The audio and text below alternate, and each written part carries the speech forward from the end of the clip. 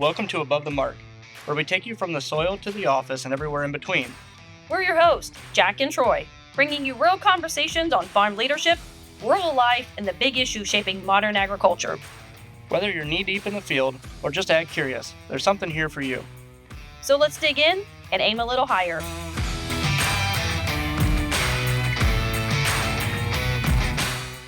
We're back with another episode, Jackie. I'm excited.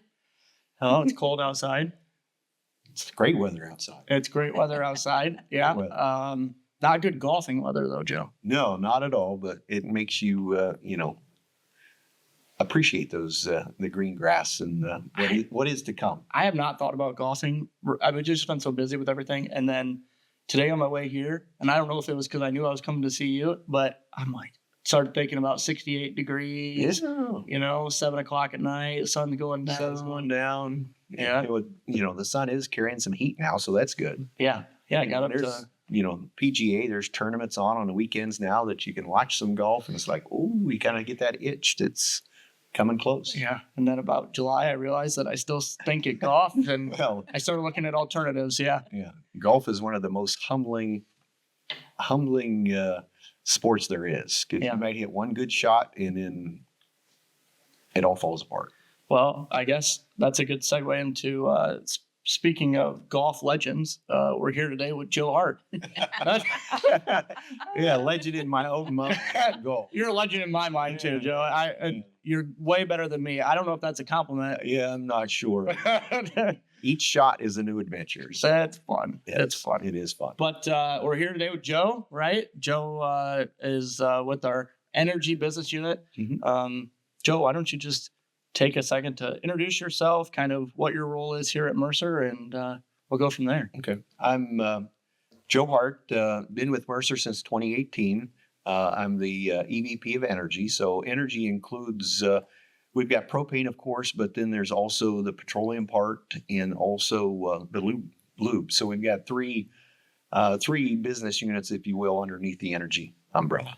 Okay. So, yeah, I've, been in the energy business, started in the co-op system right out of college, went to Ohio State, spent 5 years with Agway over in Pennsylvania, the co-op over there, moved back to Ohio, got involved in the landmark back in Ohio, back in my hometown, which was Rolling Hills Landmark back in 1995. So through that transition, went through several mergers and, end up in 2018 coming to Western Ohio to Mercer Landmark.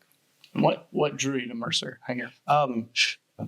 Through all the mergers, my roles had changed, and it wasn't fun anymore because I was at my last position. I was a district manager, had like 23 drivers, fuel drivers, delivering diesel fuel and products, a lot of gas and oil stuff there. So it was 3 different states, going to coal mines, and I got burnt out. It was coal mines. Wow. That's interesting. Coal mines. Yeah, there's a lot of coal mines in, Southeast Ohio and West Virginia. And you were delivering fuel to them. Fuel, yes.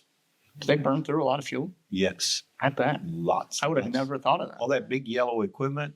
Yeah. Uses a lot of fuel. So where do you deliver the fuel to in a coal mine? Because a lot of the equipment's...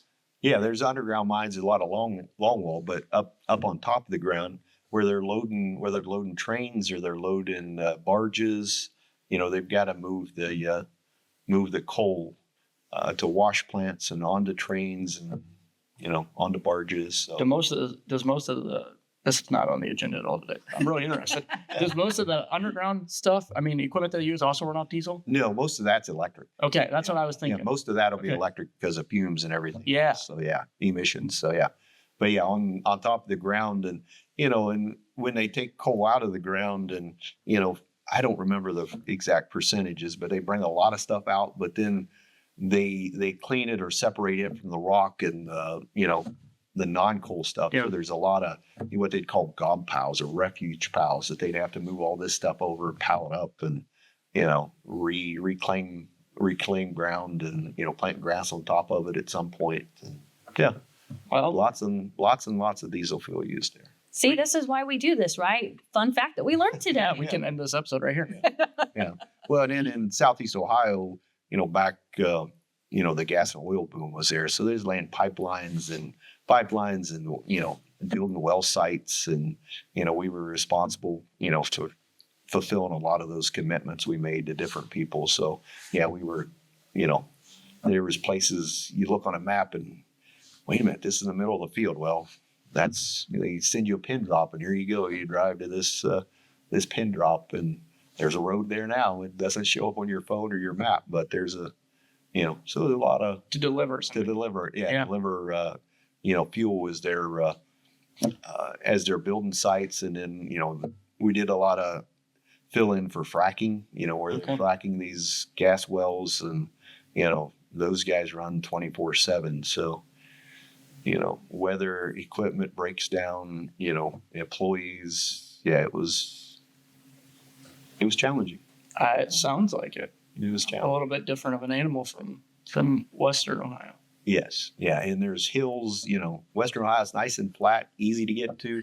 Roads laid out on grids. You go to Southeast Ohio, Western PA and, West Virginia, there's roads that go nowhere. Yeah. And so you don't just turn, you got to make sure. And there's places you don't show up on a note. So Correct. From what I've heard. Yeah. Correct. So yeah, it's a whole different animal.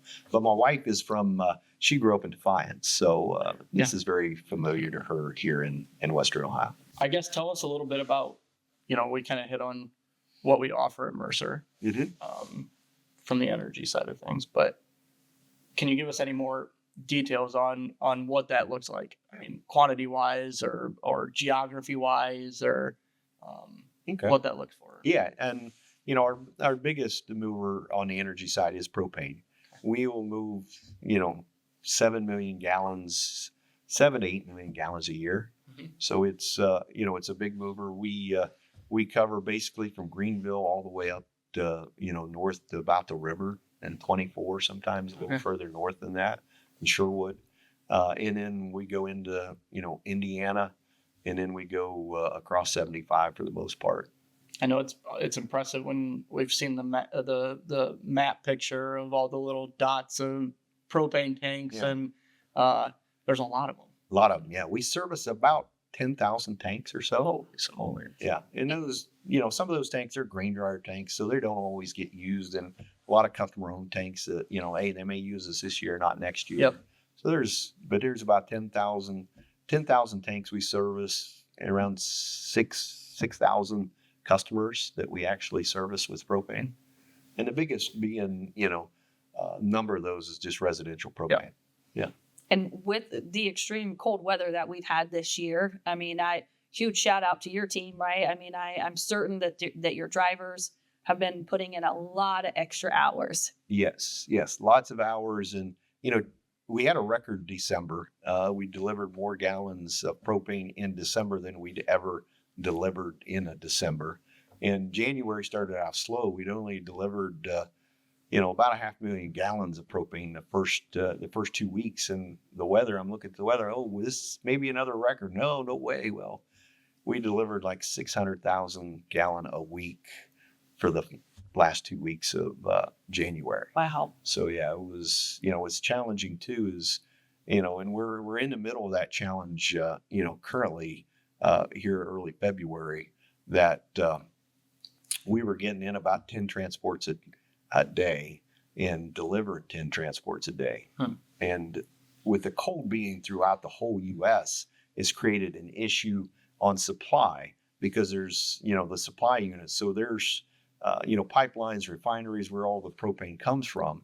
But the lines are really long. We were very fortunate, we made it through that cold period, but now our suppliers are, cutting, well, the suppliers are, but also the manufacturers or the people with the pipelines are allocating propane so that, we still have, there's long lines, there's trucks that'll wait, 8 to 10 hours to get one load of propane. And where we were getting 10 loads a day, right now we're down to about 7 loads a day. So we have to cut back on what we're delivering or we'll be out of propane. So we've changed and we've done some, minimum deliveries residential heating to try to get us through this next few weeks. And, hopefully by the time this airs in March, it'll all be off. That was done. That was over with. But it's been real challenging just to try to meet the needs of the customers. And So you guys recently put in some tanks down there, right? Some newer tanks. correct. We added to our storage of cold water. We added two 90,000-gallon tanks. We fill them up in the summer, and we thought, well, we're good. We're gonna keep. We'll have plenty of gas. Well, late January they were empty. So could you imagine though if you wouldn't have put them in? Correct. Holy Correct. cow, that's a game changer. Correct. So yeah, they were empty, and they're starting to come back up. But there again, the amount of propane we move through, and it's a supply and demand, just trying to meet the demand and have the supply to take out to the customers. So yeah, it's a major challenge, and everybody's working extra hours. Phone calls, the office staff. They're amazing people. They're answering phone calls after phone call after phone call, and people calling back asking, "Hey, where's my propane? I ordered it, 2 days ago." Well, it's coming. It just give us time. Yep. And it's a very good team here at Mercer. We've had people step in from the agronomy locations helping us deliver, and they've been lifesavers to be able to help because of the snow and the cold to give us extra trucks to be able to go and drivers to be able to go make deliveries. Yeah, that's a good point too. I mean, we might have people stepping over to help you guys. Summertime, we get around in hydrous time. Yeah. We pull guys the other direction. Yeah. So it's definitely a team effort, Yeah, and that's.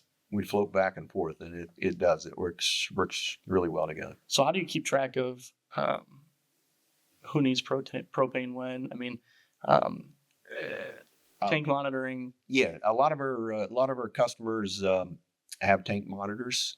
So that monitor reads like 6 times a day, but it reports in the middle of the night. It reports to us. So in the morning we come in, we know where your tank is located, and that tells us when we need to get out there. That's a really nice feature. Yeah, it's really helpful, and especially there's people running out of when it gets cold in the winter. It's a great teacher. Like, well, if you want to watch it, that's great, but if you want us to watch it, you're not going to have these cold showers and everything else coming up when you run out of propane. So it's been very helpful and a great motivator for people to put me on that system. So yeah, it does work well. In that way we can route our drivers so that we deliver when we want to deliver, not when they have to. So we can get, we can go to a neighborhood and get everybody there at one time.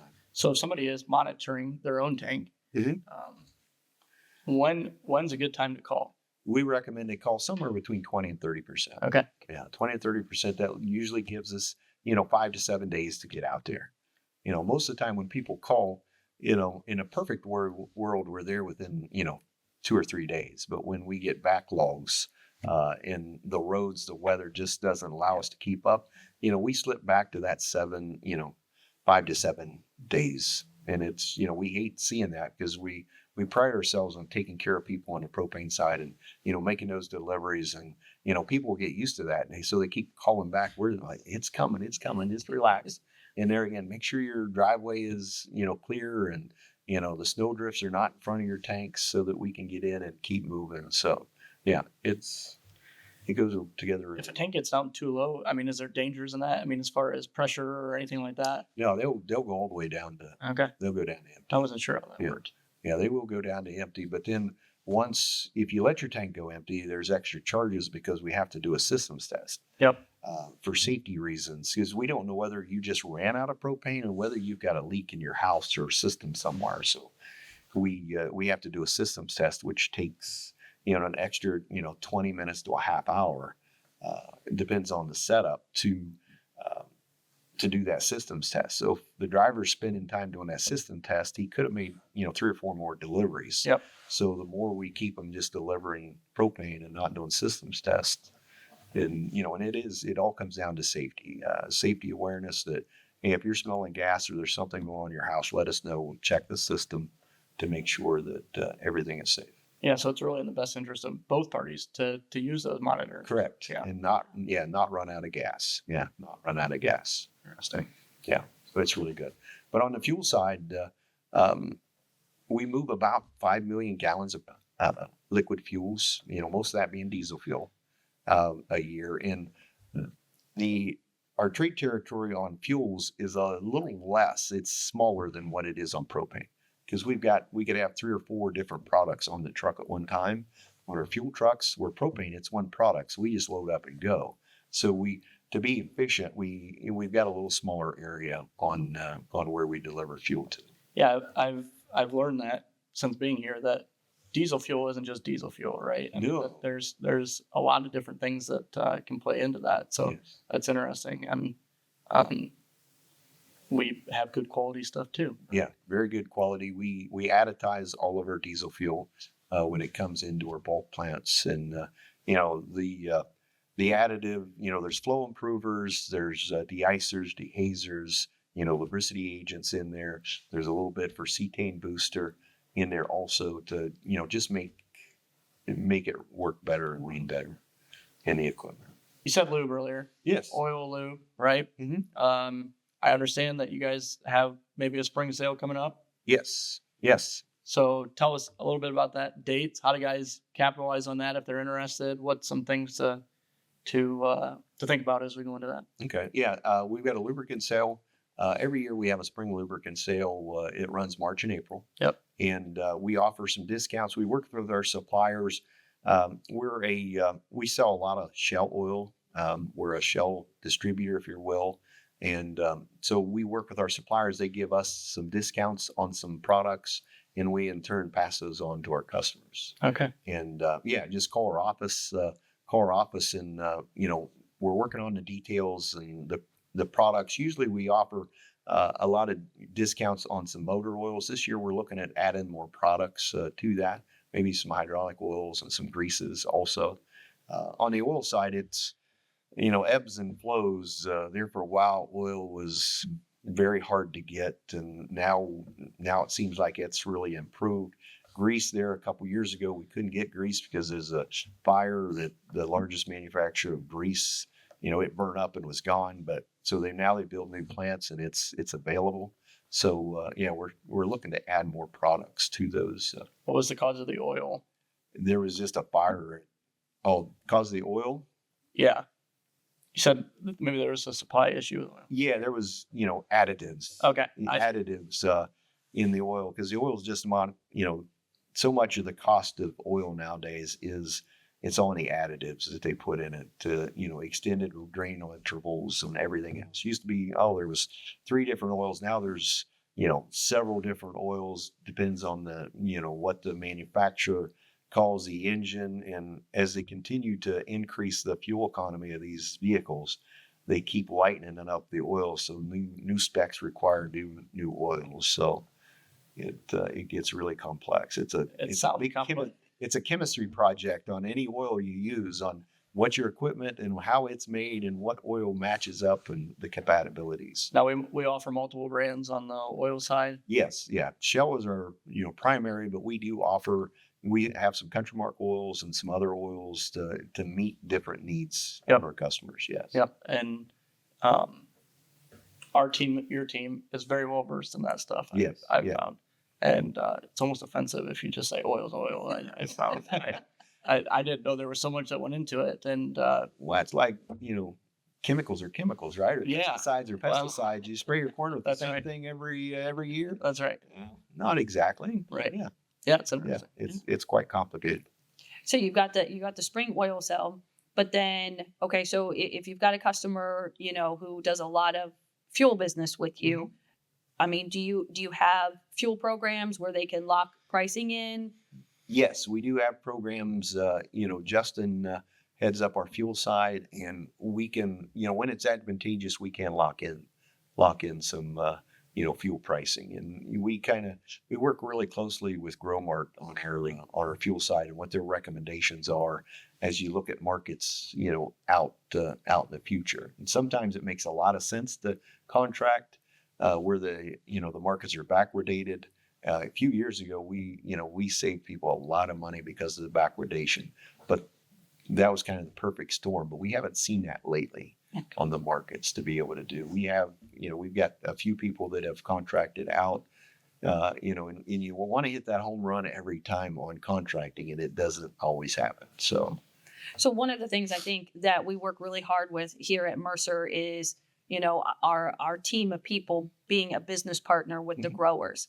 So if we've got growers out there, customers out there who want to know more, about the fuel, when's the right time, what's going on in the markets, Justin would be their go-to guy. Justin is a go-to guy. And, as you talk to your advisor, whether they're your grain advisor, crop advisor, we are open to, hey, we'll team up and come out and meet face to face and, talk about fuels and talk about, each individual situation is different. And how can we match what we can do to your needs so that it works for you, individualize, because, one program doesn't fit for everyone. Right. Yeah. No, I think that's excellent. I greatly appreciate that. I know I've worked with Justin a couple of times with some growers, and it's an easy conversation. I mean, he's always willing to help. So that's fantastic. And with our Landmark Max program, right? It's not just agronomy or grain. We have fuel in that too. Yes. So, I mean, that's a huge bonus for guys to want to work with Mercer on different avenues of their farm. I think we've had pretty good success. Pretty good success. Yes. Very Yeah. good success with that. And it's just, we're on the fuel side. We just want more and more and more. But, we understand that, these businesses, it's a, relationship business. So how do we build those relationships, across the different business segments with customers to become that trusted advisor? Yeah, that's good. How do you, right now we talk about it's busy, right? Your guys are running around the clock doing things. And we see it on the agronomy side as they see it in the grain side in the fall. How do you keep morale up? I mean, guys are getting tired and they're cold and they've been chased by a couple dogs and how do you keep that morale going with the drivers? And we try to work with one day at a time. Don't get overwhelmed. Just you may have on the dispatch side, they may have 20 orders, they may have 100 orders, but we can only make one delivery at a time. Yep. Just focus on keep going it, and and there again stepping in, and we try to do as much as we can for the energy team to benefit them. The last few weeks we've provided bagged lunches every day. that's cool. Nice. So they're like, oh, what's on the menu today? Yeah, we've had some very good lunches. So they, in the mornings they'll grab them. They'll grab one or two, depends on how long they're going to be out, and just trying to continue to encourage them to just do one stop at a time, and we'll make it through. It's my whole life. I don't think I've ever had a propane delivery driver or a fuel delivery driver that doesn't carry dog treats with them. I think as agronomy guys, we should start doing that too, because I can imagine they run into some situations. Yeah, it's it's self-defense when you got dog treats, and because your dog never gets you when you're going out to the tank. It's always when you're coming back to the truck, and they catch you, and they're like, oh, all right, well, let's throw a few treats and keep them occupied, so we can get back into the truck and Hopefully they don't get the bagged lunches. That wouldn't be good. Yeah, well, use whatever you have. Depends on the dog. So, yeah. Well, it sounds like you guys stay busy no matter what time of year it is. Yeah. There's always something, which is good. Yep. And you have something to offer everybody. Yes. I mean, it's not this one market, whether you're a residential propane purchaser or you're a farmer or whatever it is, you guys got something to help them. Yes. We try to have a solution. What's your need? How can we provide a solution? As well as What's your problems? if they need advice on their golf game, Joe's got you. I don't know about that. Sometimes it gets worse before it gets better. Wow. That's probably Well, true. we're I guess on the golf topic, do you have any recommended courses out there that any listeners should go play, or anywhere you really want to go play that maybe someone's got a connection they can get you in at? Hey, I like to try new things. Yeah. So I'm open. Any golf course, a bad day at golf is better than any day in the office. Correct? Sure. Yeah. I don't know. I've had some bad days on the golf course. Sure. But there again, it's all your frame of mind. It's one shot at a time. If you have one good shot, hey, it's good. I'd have several in between those good shots, but I was just telling someone the story the other day that my wife and I my wife doesn't golf. But a couple, I don't know, 2 summers ago, I said, well, we should do a date night, and we'll go golfing and then we'll go out to dinner. I'll golf, you can be there. And we went to a golf course, and my first shot off the tee, ends up on hole 3. And I was a little upset about that. So I just went and picked up the ball because I was trying to think one hole at a time here. So I just went and picked up the ball. I'm like, I'm just going to go to the next hole. Forget hole 1. We don't need it. So I write down, a par, of course. That's what you do. And this is what you do. That's not what I do. So we go to the next hole, and I tee off again, and the ball goes somewhere. And I looked to her to say, do you know where that went? Well, I don't know. Was I supposed to be looking? Yeah. That's the writer's job, is to pay attention. But I failed to inform her on that. So we finally find the ball, and I go again, and it was okay. And then I chip, and it goes over the green, and we did this, and I was getting so ticked about it that I pick up my ball and I just start driving back to the clubhouse. And she goes, are we done already? I said, for the sake of our marriage, we are done now. And she had no skin in this game. No, and we haven't went golfing again since. She goes, I don't understand how this is fun if you just get so angry. Yeah. And that's true. There's definitely days that I come home more upset than when I left. That's not good. I need to spend more time with you, I think. Yeah, what's done is done. You can't control anything that's in the past. Just that next shot. That's all you can control. You can't control the past. Life wisdom. Yeah. From Joe Hart. There you go. You can't control the past. All you can do is, your actions and what the next one. And that's true in life, business, and golf. And everything, exactly. And I think they should start adding extra holes to golf courses. So, that first hole is always the toughest. Yeah, that's practice. So an 18-hole golf course should have 19 holes. So the first one, you practice hole, all right, and you're ready to go. I thought the 19th hole was the bar. Well, they need they need 20. They need a before hole 1, they need 1. That's not a bar. Have you ever just went out and played and not kept score? No. So someone recommended that to me last summer. When you get in a slump, just go out and play golf. Don't keep score, just play. And I had a lot of fun doing that. I know I didn't do well, but it didn't matter because I didn't keep score. So if it wasn't on paper, it never happened. It happened, but it happened. It's just, you keep score. So wait a minute, can I do better? How did I? That's true. Just as not that you got to share with anyone or anything else. It's just, did I? How did this game go? Yeah. The hard part with golf is you can golf for a long time and only get 1 or 2 shots better. Yeah. Yeah. Once you get one thing figured out, there's something else, goes wrong. So it's all good. Yeah. But just that consistent. Okay. So I need to golf more. So you need to golf more. Yeah. If my wife is listening to this, I need to golf more. Pretty sure she's saying no. Yeah, pretty sure she's not listening.